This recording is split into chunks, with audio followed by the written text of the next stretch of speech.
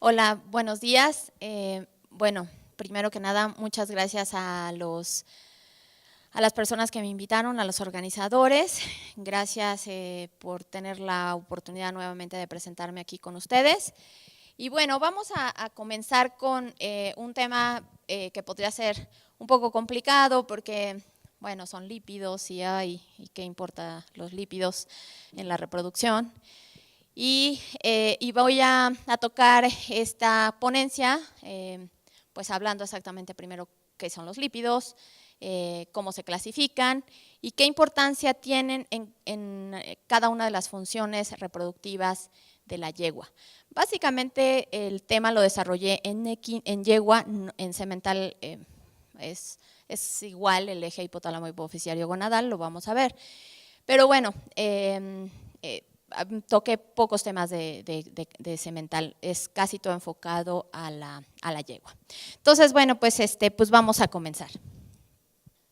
Ok, bueno, primero que nada, pues nada más para recordar qué son los lípidos. Bueno, son moléculas formadas por, recordemos, por hidrógeno, carbón y un poco de oxígeno, ¿no? Entonces, bueno, ok, son moléculas que se encuentran en el organismo.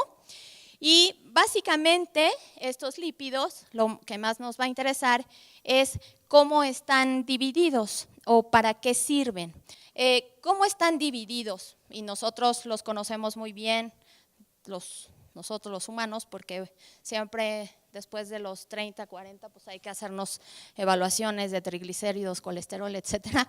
Entonces, bueno, una de las cosas, uno de los lípidos o una de las clasificaciones de estas moléculas, pues obviamente son los triglicéridos, ¿no?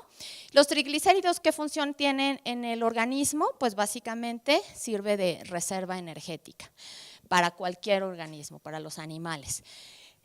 Otro de los lípidos, otra de las características de los lípidos son los fosfolípidos. Ajá. Recordemos, pensamos rápidamente en fosfolípidos y pensamos en las membranas celulares, ¿no? Todas las membranas celulares tienen una bicapa conformada por fosfolípidos. Y otra de las funciones de los lípidos es que regulan muchas funciones fisiológicas. ¿Y cómo lo hacen? Bueno, a través de hormonas esteroides. Recordemos que las hormonas esteroides, que son pues todas las que pensamos, progesterona, estradiol, sulfatoestrona, testosterona, androstenediona, provienen de los lípidos. Los ácidos grasos, para ser transportados en la circulación, se transportan a través de triglicéridos, por eso yo mencionaba los triglicéridos. Entonces, bueno, los triglicéridos ya sabemos que tienen una función de reserva energética en cualquier organismo. ¿Qué importancia tiene en la reproducción? Bueno, recordemos que uno de los triglicéridos más importantes es el ácido araquidónico. Ajá. El ácido araquidónico, si recordamos rápidamente, bueno, pues es esta molécula que a partir de ella se sintetizan las prostaglandinas, ¿no? Bueno, que nos interesa y que vamos a mencionar en reproducción serían las prostaglandinas. Hay varios tipos. Tenemos el ácido araquidónico, que habíamos dicho que a partir del ácido araquidónico se sintetiza las prostaglandinas. Y las prostaglandinas más importantes, bueno, para reproducción son la prostaglandina F2-alfa, recordemos, y la prostaglandina E2. Otras hormonas importantes que se secretan a partir de los lípidos, habíamos dicho los esteroides, ¿no? Están aquí también los corticosteroides, la vitamina D y el colesterol. Y recordemos que el colesterol, bueno, a partir de esta molécula se van a sintetizar cualquier hormona esteroide, ¿ok? Y bueno, los fosfolípidos que mencionaba, que están conformadas por las membranas celulares. Ok, el ácido araquidónico, que se sintetiza a partir de ¿qué? De los fosfolípidos de la membrana celular, de cualquier membrana celular. Y estamos hablando aquí del ácido araquidónico, esta ciclooxigenasa, que a partir de esta enzima, pues se van a sintetizar diferentes tipos de prostaglandinas. Las que nos interesan a nosotros son la prostaglandina F2-alfa y la prostaglandina E2.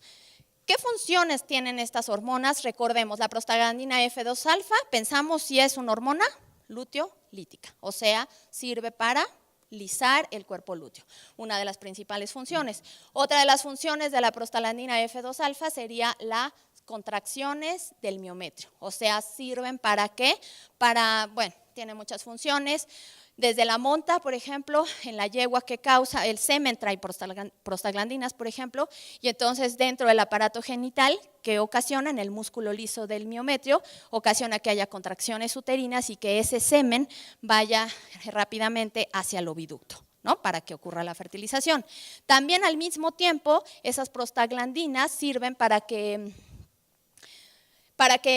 se me fue el avión, perdón, sirven para que, eyacula el caballo o inseminan ustedes, ¿y qué sucede? Ese semen, obviamente el que tiene motilidad progresiva, llega hacia el oviducto, y ese semen que no sirve, que está muerto, que no se mueve, así como todo lo que pudo haber entrado durante la monta, esmegma si no lavaron el pene, si no tuvieron la higiene adecuada, ¿qué va a pasar? Se va a quedar en el útero, pero también esas prostaglandinas sirven ¿para qué? Para limpiar el útero, o sea, para que salga todo lo que nos sirve a través del cérvix.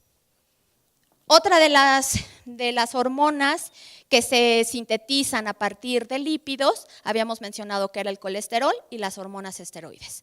Recordemos cómo es esa síntesis de hormonas esteroides. Todas las hormonas esteroides provienen de la misma molécula madre, ¿no? Que es el colesterol. Entonces, a partir del colesterol, aquí no lo puse, pero bueno, nos faltaría aquí el colesterol, se secreta ¿qué? Progesterona, 17 alfa hidroxiprogesterona, después androstenediona, testosterona, estradiol, o bien testosterona, estrona. Esta es la síntesis de hormonas esteroides. Obviamente, para que el colesterol secrete solamente progesterona y no llegue a estradiol, ¿qué es lo que indica o qué es lo que señala que se siga sintetizando estradiol a partir de progesterona o de colesterol? Pues obviamente son las enzimas presentes en ese momento, ¿no? ¿Para qué sirven estas hormonas esteroides? Bueno, pues para todo, ¿no? La progesterona, recordemos que es la hormona responsable de la gestación, por eso se llama progesterona, promueve la gestación, porque evita que haya contracciones uterinas, evita que el cérvix se relaje y que esté cerradito, y bueno, eso promueve que se mantenga la gestación, aparte de que las glándulas endometriales promueven la secreción de histotrofe, etcétera. Y bueno, estradiol, sabemos que el estradiol es una hormona que está presente durante el estro de las yeguas, por eso se llama estro, y es el responsable de la receptividad sexual, de todo este ambiente uterino cuando la hembra está en estro. ¿Para qué? Para permitir que esté la monta, que el semen se vaya hacia el oviducto, la limpieza uterina a través de contracciones, Entonces, bueno, todo eso está dado por el estradiol. Y recordemos, o sea, todas las hembras producimos testosterona. Obviamente están enzimas presentes para que a partir de testosterona o androstenediona, aquí hay una enzima que seguramente se acordarán que es la aromatasa, que es la que exactamente va a convertir testosterona a estradiol, ¿no? Bueno, desde los andrógenos aquí. Esa es la función de los lípidos, ¿no? Estas moléculas que a partir de estos lípidos se desarrollan, triglicéridos, o sea, los ácidos grasos, esteroides, los fosfolípidos de la membrana, el ácido araquidónico, pero también tenemos el tejido adiposo. ¿Qué es el tejido adiposo? Bueno, pues es el tejido graso. Y este tejido graso está conformado ¿por qué? Por varias células que acumulan lípido en su citoplasma. Y ese citoplasma está lleno de adipocitos. ¿Por qué nos interesan los adipocitos? Tienen varias funciones, nada más, me estoy enfocando a la función reproductiva. Una de las funciones del tejido adiposo sabemos que es un aislante térmico, ¿no? Tanto del frío como del calor, almacén de reservas nutritivas, y estos adipocitos tienen una función que es la producción de la leptina. Bueno, esta hormona, esta leptina, tiene una función y una regulación de muchas funciones fisiológicas y reproductivas en cualquier animal.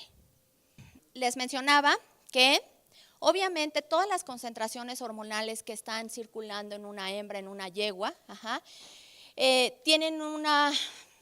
secretan esteroides en las gónadas.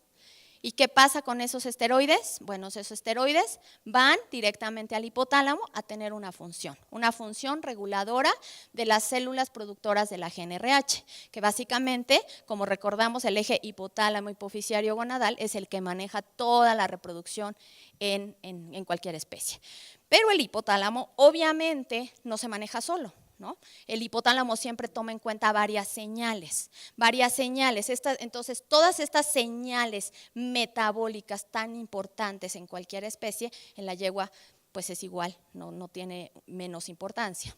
Entonces, todas estas concentraciones hormonales, factores de crecimiento, pues están regulados básicamente por la función de estos adipocitos que producen leptina. Esta leptina exactamente manda una señal a la hembra. ¿Qué señal manda?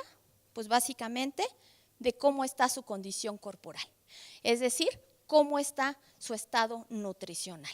Recordemos que la reproducción es un lujo, a veces no parece en algunas especies, pero en equinos sí. O sea, si una yegua no está bien alimentada, no va a reproducirse. ¿Por qué? Porque exactamente la reproducción es un lujo. ¿Quién le dice, quién le indica a la yegua que se puede o no se puede reproducir? Pues estas señales metabólicas. Entonces, el tejido adiposo va a tener un efecto directo sobre el cerebro y el cerebro va a tener un efecto directo sobre el tejido adiposo. O sea, va a ser una función bidireccional. Esta función bidireccional, pues lo hace a través, obviamente, de muchas neurosustancias, de muchas sustancias, muchas hormonas, muchos factores de crecimiento que van a indicar y que van a regular y que van a retroalimentar, ya sea positivamente o negativamente, esta función del hipotálamo con el tejido adiposo. Y al hablar del tejido hipotálamo, pues ya sabemos que es como una cascada. Todo lo que se secreta en las neuronas productoras de GnRH, por ser específica, van a implicar su función en la hipófisis con las gonadotropinas y esas gonadotropinas van a ir directamente a las gónadas, ¿no? Y esa es la manera de comunicarse. ¿Qué es la leptina? Pues es una hormona producida por los adipocitos. Y esta leptina pues tiene una gran importancia. Es una hormona que pareciera, bueno, ustedes, muchos jóvenes, seguramente ya se las mencionan. Cuando yo estudié, todavía no me la mencionaron porque no la habían descubierto. O sea, tiene poquito, bueno, no, tampoco poquito, ya. En los 90 la descubrieron, ya no tienen tan poquito, pero pues es una hormona relativamente no tan viejita, o sea, de una hormona de aparición nueva.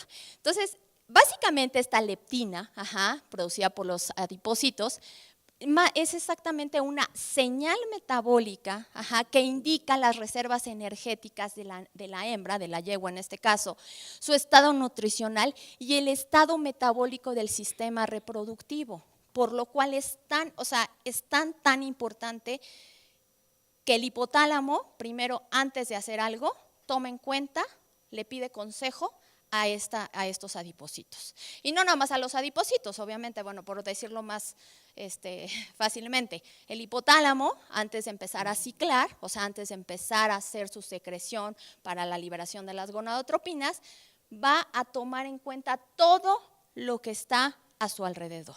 Y una de las cosas que están a su alrededor, obviamente hablando de neuronas, son las señales metabólicas. Hablamos de la leptina, no solo es la leptina, hay otros como por ejemplo ácidos grasos, neuropéptido Y, que exactamente tienen el mismo valor. Lo que le van a indicar al hipotálamo son el estado nutricional de esa hembra. Y a partir de ahí, pues va a decidir el hipotálamo si va a comenzar a ciclar o no. Eso, por ejemplo, es una de las cosas importantes antes de la pubertad, ¿no? Y en equinos hay que recordar que no nada más está este factor, estas señales metabólicas, está también la parte de la estacionalidad. Recordemos que las yeguas son estacionales, ¿eso qué quiere decir? Que se reproducen en una época determinada del año. Y eso está también haciendo sinergia o está también impidiendo que la hembra cicle todo el año. Entonces, el hipotálamo, aparte de ver señales metabólicas, tomar en cuenta para ciclar o no ciclar, va a tomar en cuenta otra hormona importante que le indica en qué momento del año se encuentra, que sería la melatonina. Tenemos al sistema nervioso central, ¿no? Las neuronas productoras de GNRH, las cuales pues, van a tener una influencia indirecta sobre estas señales metabólicas. Tenemos aquí la leptina, neuropéptido Y, la propiomelanocortina, las cuales pues, van a llevar una información a la GNRH. Se sabe actualmente que la GNRH, o sea, las células productoras de GNRH que se encuentran en el hipotálamo, no tienen receptores directos, no han encontrado receptores para leptina. Y bueno, ya que estoy mencionando y que mencioné estacionalidad, también vale la pena mencionar que tampoco tiene receptores para melatonina. ¿Okay? Así a lo mejor uno lo aprendió o yo lo aprendí cuando estudié reproducción, pero ahora se sabe que no es directamente estas hormonas las que llevan el mensaje directo a la GNRH, sino es esta hormona o este neurotransmisor, quispeptina. La quispeptina también es un neurotransmisor que se descubrió también pues en la década pasada, a finales de la década pasada, y se vio que esta hormona es la intermediaria entre las señales metabólicas y las células productoras de GNRH. Este es una imagen de libros del doctor Sanger, a lo mejor la conocen. Está muy bonita, lo único es que está engañosa, ¿no? Porque yo les acabo de decir que estas son las células productoras de GNRH y parece que hacen sinapsis con las células que vienen, las células neuronales que vienen y te están indicando los niveles de glucosa, neuropéptido Y, ácidos grasos, leptina. Sin embargo, por eso es engañosa, porque aquí falta nuestra hormona intermediaria, que es la quispeptina. O sea, la quispeptina es la primera, que esa sí tiene receptores para todas estas señales metabólicas, y esa tiene exactamente comunicación directa con estas células productoras de GNRH. Y entonces, pues la quispeptina sería la intermediaria, que no está aquí, es la que lleva estas señales a estas neuronas productoras de GNRH, y bueno, a partir de aquí, pues esta GNRH decide si aumentar o disminuir su secreción. ¿Para qué? Para que vaya por el sistema porta, ¿a dónde? A la adenohipófisis, bueno, la neurohipófisis, que sería la parte, ¿se acuerdan de la oxitocina donde se almacena? Pero en la adenohipófisis es donde se van a producir estas gonadotropinas. Las gonadotropinas, más las importantes, las dos importantes son la FSH y la LH, ¿no? Estas gonadotropinas que después van a ir por circulación sistémica y llegar ¿a dónde? A las gónadas.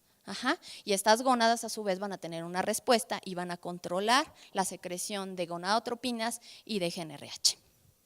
Ok, esta sí es una imagen que sí es la verdadera, porque aquí está nuestra célula que produce quispeptina, es una célula neuronal llamada CANDI. Esta célula neuronal llamada CANDI es la que produce esta quispeptina, y esta quispeptina tiene, vean, contacto directo ¿con quién? Con las células productoras de GNRH. Y estas células productoras de GNRH, bueno, pues son las que van a producir esta hormona liberadora de gonadotropina, que van por este sistema porta hipotalámico. ¿Por qué? ¿Por qué van por ese sistema? Obviamente porque es una hormona que se secreta en muy bajas concentraciones, entonces no se desperdicia para irse a todo el sistema, para irse por toda la circulación sistémica, entonces se va directamente. Recordemos que las hormonas en general se producen en muy bajas cantidades. ¿Cuánto? 10 a la menos 9, o sea, estamos hablando de nanogramos o picogramos. Entonces, bueno, esta GNRH se va directamente hacia la adenohipófisis, para producir las gonadotropinas. En este caso, Bueno, estamos hablando de la LH. ¿Por qué de la LH? Esta no es de la yegua, este es un esquema que encontré en general de todos los animales domésticos, porque recordemos que este pico de LH que provoca la ovulación, ¿no? O sea, esta secreción, este aumento en la secreción de GnRH va a provocar un pico en la secreción de LH, lo que va a provocar que la hembra ovule. A diferencia de la yegua, sabemos que la yegua es tan especial, ella no tiene un pico de secreción de LH como tal. Ella comienza a aumentar los niveles de LH desde que comienza el estro. Acuérdense que el estro en la yegua dura 5 o 6 días. Entonces comienza esa elevación de LH. Después de la ovulación empieza a disminuir y baja hasta niveles basales una vez que se conformó ya ese cuerpo lúteo. ¿Cuándo es un cuerpo lúteo ya conformado, maduro? Hasta el día 5 posovulación. Entonces, en circulación sistémica, en la yegua, estamos hablando que tiene no un pico, sino una secreción constante que empieza a aumentar y disminuye de hasta 10 días. Entonces, es diferente que en otras especies. En otras especies es un pico que dura horas y baja, ¿no? En la yegua es un pico, bueno, no es un pico, es una secreción que va aumentando paulatinamente, y puede durar en circulación sistémica hasta 10 días. Es la única especie que es así. Recordemos también que la yegua le importa un comino la progesterona, ¿no? O sea, sabemos que la progesterona tiene una retroalimentación negativa ¿sobre quién? Pues sobre la LH, lo que evita que las hembras durante el diestro ovulen, ¿cierto? Pero la yegua eso le vale un cacahuate y 2 pepinos, y entonces ella ni siquiera necesita elevar su secreción de LH, ella con secreción basal de LH y progesterona alta ovula, ¿no? Y entonces podemos tener ovulaciones de diestro. Ok, bueno, y entonces aquí tenemos el pico de LH para terminar, lo que ocurre que en el ovario se dé la ovulación, esta ovulación, bueno, durante la ovulación o antes de la ovulación, pues hay secreción de estradiol hasta que se conforma ese cuerpo lúteo y va a producir progesterona. Este estradiol, pues también a su vez le va a llevar ¿qué? El mensaje a estas neuronas para controlarlo. No olviden la imagen pasada de la quispeptina que hacía sinapsis con las células productoras de GnRH. ¿Por qué? Porque es exactamente lo mismo que va a pasar con la estacionalidad en el equino. ¿Qué quiere decir esto? Recordemos, las yeguas les llaman en la literatura, son especies de días largos. ¿Qué quiere decir de días largos? Que son especies que se van a producir ovulaciones cada 21 días. ¿Ok? En la yegua la literatura lo marca así, que es una época ovulatoria y una época anovulatoria. ¿Por qué una época ovulatoria y no como en otras especies que le llaman anestro y la época de ciclos estrales? Porque la época de, si llamamos anestro como tal, significa ausencia de estro, ¿cierto? Pero el estro no es lo más importante en las hembras. Hay hembras, la yegua por ejemplo, que en época de días cortos puede presentar receptividad sexual o por lo menos interés, espejeo, etcétera. Pero si tú la palpas o haces un ensayo hormonal de sus concentraciones hormonales de progesterona, te vas a dar cuenta que la progesterona está menos de 1 nanogramo por mililitro. ¿Qué significa eso? Pues que no está ciclando, que no está ovulando, a pesar de que la hembra presente receptividad sexual. Entonces en la yegua ya no podemos decir un anestro como tal, porque la yegua puede presentar estros, pero falsos, anovulatorios. Entonces por eso en el equino se llama época ovulatoria y época anovulatoria. ¿Ok? Bueno, entonces en la época ovulatoria, la hembra, la yegua, ¿cómo toma la decisión de empezar a ciclar?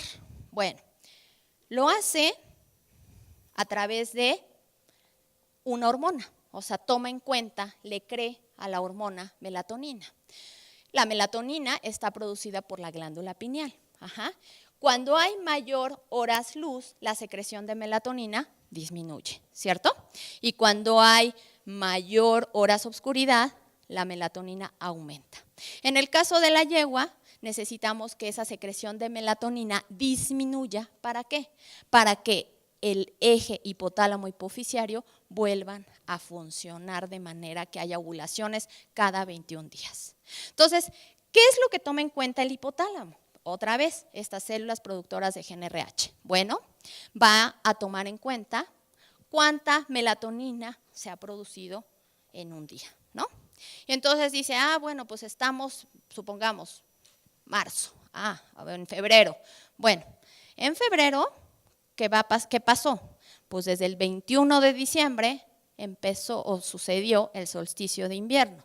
¿Qué sucede en el solsticio de invierno? Empiezan a incrementarse las horas luz. Y eso es lo que la yegua toma en cuenta. No en febrero, no va a decir, ¿qué horas son? Llevo 8 horas de luz y lo que sigue de oscuridad. No, ella lo que tomó en cuenta fue ese cambio en la dirección de la luz. Se dio cuenta, lo tomó en cuenta gracias a esto, a la melatonina, que a partir del 21 de diciembre, esa secreción de melatonina comenzó a disminuir. Y entonces, por eso, estos fotoperiodos artificiales que se usan en yeguas pura sangre inglés, puedes engañar a la yegua que ese solsticio de invierno no sucede el 21 de diciembre, sino puede ser que suceda el 15 de noviembre, el 5 de noviembre, el 15 de diciembre, depende cuando comiencen en su fotoperiodo artificial, ¿no? ¿Para qué? Para engañar a la yegua que en ese momento empiezan a disminuir las horas luz. ¿Y cómo lo hacen? Pues aumentando, poniendo un foco, poniendo una luz LED, hay máscaras ahora, de la manera que quieran, pero la yegua detecta eso. Ok, entonces, estamos todos de acuerdo que toma en cuenta la melatonina. Ok, pero si esa yegua tiene una condición corporal mala, quizá de 3 en una escala del 1 al 9, la de Heineken, ¿qué va a pasar? Pues sí, la melatonina empezó a disminuir, pero las señales metabólicas le están indicando, están suprimiendo esa secreción de GnRH. Y entonces, pues sí, tiene una señal buena, pero tiene otra señal mala. La señal de la luz dice que sí empiece a ciclar, pero las señales metabólicas le está diciendo no comiences a ciclar porque no es conveniente. Y entonces la yegua no va a ciclar. ¿Ok? Bueno, entonces las yeguas con bajo peso pues van a tener una reproducción totalmente diferente. O sea, no son yeguas, aunque tú las metas en fotoperiodo artificial, si no tienen la condición corporal adecuada, no van a ciclar. Y bueno, se han hecho muchísimos estudios al respecto para que no es que me crean a mí, sino que pues es lo que han hecho varios autores en trabajos científicos. Y han visto que, por ejemplo, en yeguas con bajo peso, para que también, esto es importante, en yeguas con bajo peso, o sea, las que tienen una condición corporal no muy buena, han hecho este tipo de experimentos. Estas yeguas reciben una alimentación suplementaria, concentrada, o sea, le dan este concentrado, ¿no? ¿Y qué pasa? Pues estas yeguas, en las yeguas que tienen una condición corporal mala, van a ovular antes que las compañeras que tenían la misma condición corporal y que no se les dio concentrado. Si ponemos a una yegua con condición corporal adecuada, 5, 6, y también le empiezas a dar ¿se acuerdan? A lo mejor muchos estudiantes lo recordarán muy bien, los que ya somos veterinarios, el flushing de los pequeños rumiantes, eso era, ¿no? O sea, aumentar la proteína, aumentar la cantidad de alimento, exactamente en las borregas. ¿Por qué? Porque las borregas son también estacionales, o sea, los pequeños rumiantes son como los equinos, nada más que ellos son de días cortos. Entonces, lo que hacen ellos exactamente antes de que entren a ciclar, hacen un flushing. ¿Qué es el flushing? Aumentar esa cantidad, bueno, no tanto la cantidad, la calidad de alimento, ¿ok? Entonces, bueno, esto funciona bien para yeguas pues, que tienen una mala condición, y sí, en estos trabajos hechos por Ginter, en el 74, provocaron una ovulación prematura. En yeguas que aumentaban de peso durante el comienzo de la primavera hasta el 15% de grasa corporal, también, por ejemplo, su periodo anovulatorio fue más corto.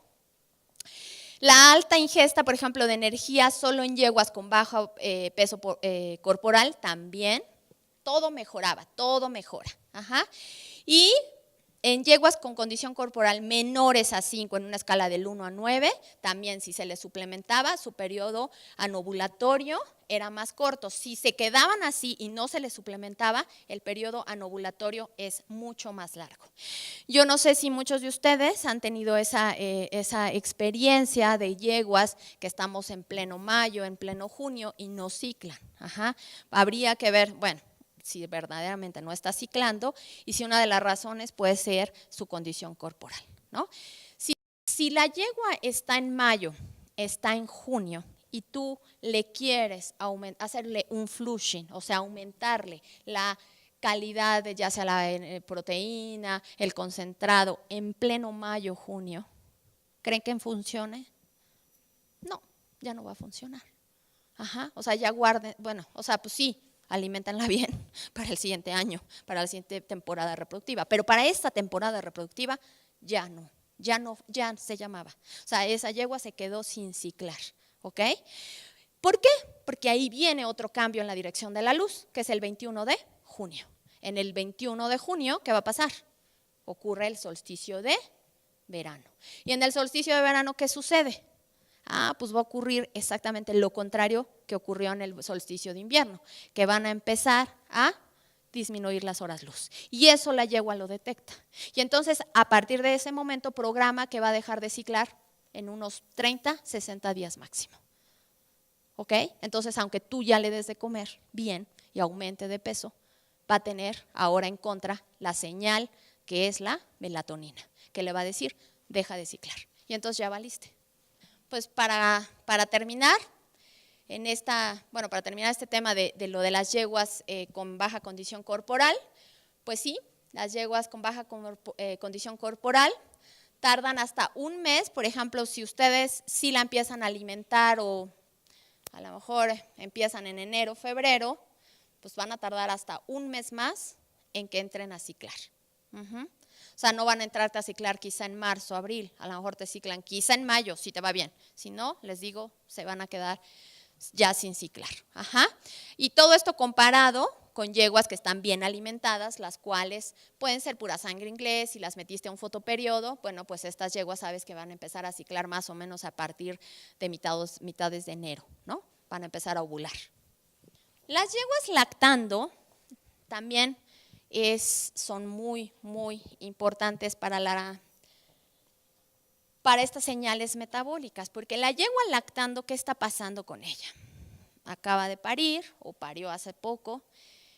Si le diste calor del potro, entonces, y ya tiene un mes, mes y medio, entonces ya está gestante, o sea, está gestante de mes, mes y medio, más tiene a su bebé ahí, ¿no? Entonces es una doble carga energética la que está perdiendo esa yegua. Y luego tú no le estás dando bien de comer, pues obviamente esa yegua, si es que cicló,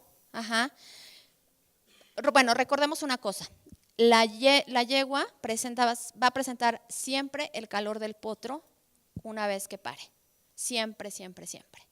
Pero ¿qué va a pasar? Las yeguas van a presentar siempre calor del potro, siempre, siempre. Pero ¿de qué va a depender que después del calor del potro sigan ciclando? Uno de la época del año y otro de las señales metabólicas. ¿Ok? Si la yegua pare, por ejemplo, en noviembre, va a presentar el calor del potro, seguro, va a ovular. Pero después de ese calor del potro, va a dejar de ciclar. ¿Ok? O sea, va a entrar en época anovulatoria. Ahora, si pare en febrero, la yegua va a presentar el calor del potro y si está bien alimentada, va a seguir ciclando. Pero si la yegua no está bien alimentada, va a presentar el calor del potro y después va a dejar de ciclar. ¿Ok? Bueno, entonces también se han hecho bastantes trabajos al respecto, ¿no? En yeguas lactando, donde deben entrar a la temporada de cría, es lo que recomiendan los autores, con un contenido de grasa corporal por encima del 15%. O sea, ahí sí podemos decir que esté un poquito más gordita, ¿no? O sea, que tenga un poquito más, un porcentaje mayor de grasa, pero pobrecita, pues lo va a perder, o sea, está lactando y luego aparte la vas a dejar gestante.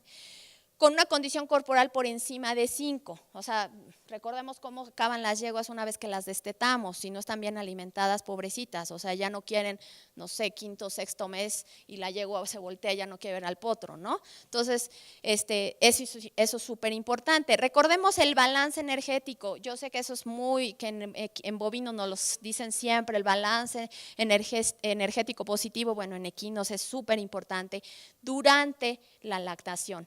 En la yegua no hay un anestro lactacional, recordémoslo. No se da un anestro lactacional como en otras especies, como en la cerda, como en el ganado de carne. En la yegua se puede dar una época anovulatoria durante la lactación por las señales metabólicas, ¿ok? O sea, por la papa, solamente. O porque la yegua parió en noviembre, presenta el calor del potro, pero perdóname, ahí no es culpa del potro, es culpa de que estamos con horas luz disminuidas, ¿ok? Entonces, se ha visto también que no solamente es importante que le aumentes la cantidad, sino también la calidad.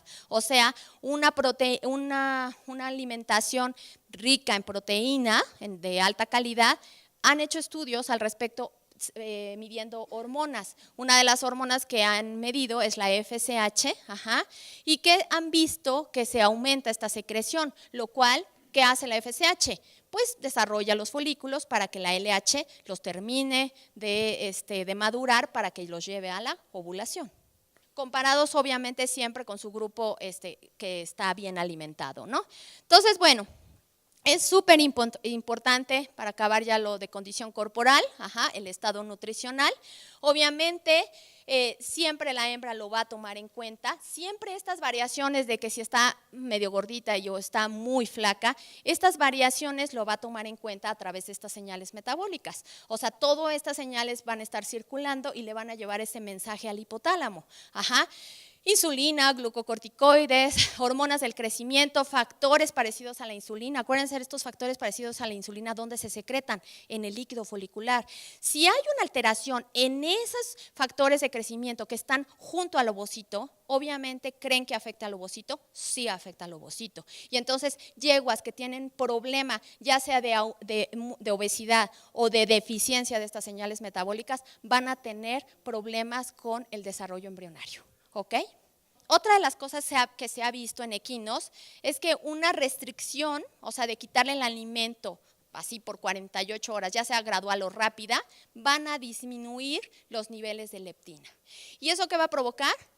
Se ha estudiado que van a disminuir los niveles directamente de LH. Al disminuir los niveles de LH sabemos que no va a presentarse la ovulación. Hablé de una mala condición corporal, sin embargo, también el sobrepeso es un problema en las yeguas. O sea, no nada más la falta de papa, ahora que se le dé de más. Se han visto efectos de sobrepeso en bovinos, en ratas y en humanos. En humanos está súper estudiado esto. Y se ha visto que la calidad del ovocito y el ambiente uterino está afectado por un sobrepeso, ¿Esto qué quiere decir que haya sobrepeso? Obviamente, al haber sobrepeso, esas señales metabólicas también le van a mandar un efecto al hipotálamo. Van a aumentar esas señales metabólicas en la circulación sistémica, lo que yo les mencionaba, y entonces todos estos factores de crecimiento, todas estas hormonas que están alrededor del ovocito en el folículo, van a alterar ese bienestar de ese ovocito. Y entonces por ejemplo, son yeguas que si ustedes le van a recuperar embriones y son yeguas obesas, ese ovocito puede venir dañado ya, porque ese ambiente donde estaba se encontraba afectado. También se ha visto en humanos, esto es en humanos, que una hembra gestante, una mujer obesa, tiene más riesgo de perder su gestación. Y también se ha visto en mujeres obesas que pueden hasta perder los ciclos menstruales o pueden tener ciclos menstruales irregulares.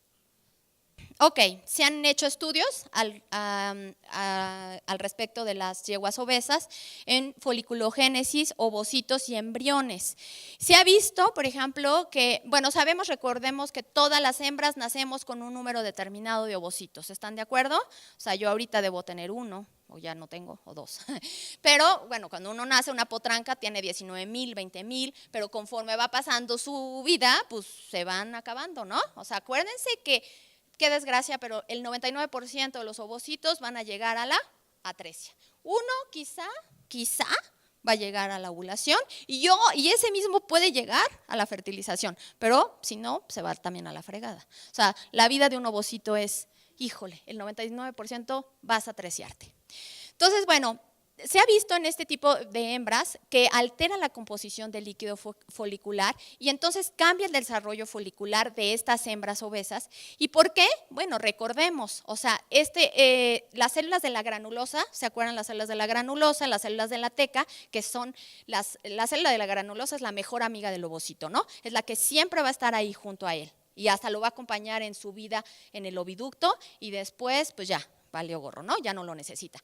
Pero si estas células de la granulosa se alteran porque este ambiente folicular está también alterado por estas señales metabólicas, por estos ácidos grasos, por estos factores de crecimiento, pues entonces ese ovocito ya no se va a desarrollar en un ambiente adecuado y va a tener un problema.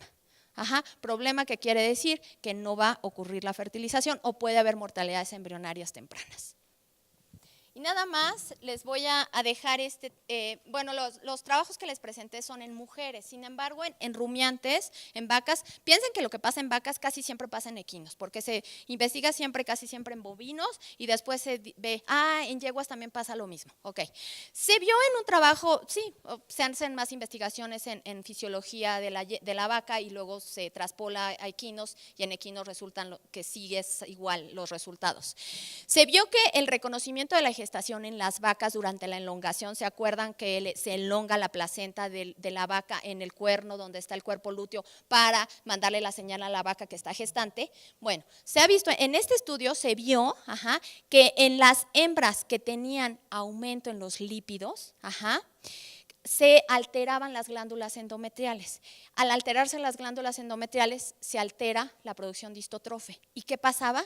Que este embrión se moría.